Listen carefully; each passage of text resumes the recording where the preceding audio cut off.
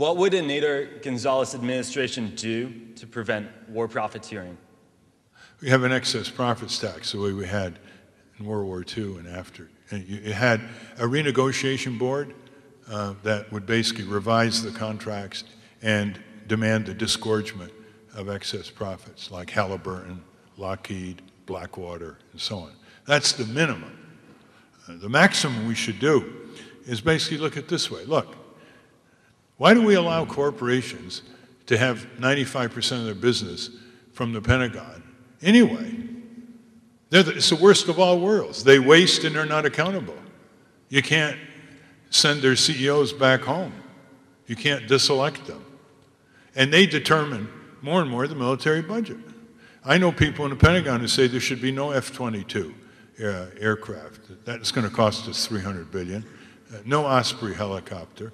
But the lobbying of Lockheed Martin, Raytheon, all these companies on Congress determines that we keep paying and paying, and then they tell us, gee, there's not enough money for drinking water safety. There's not enough money for neonatal care. There's not enough money for libraries. There's not enough money for repairing our bridges and our public transit systems.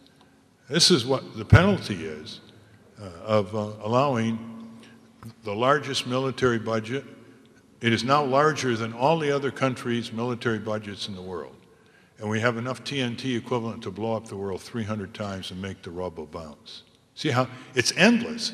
Enough is never enough for Lockheed Martin and Raytheon and Boeing and General Dynamics. If you ask them, how many more Trident submarines do we need? How many more fighter aircrafts and aircraft carriers?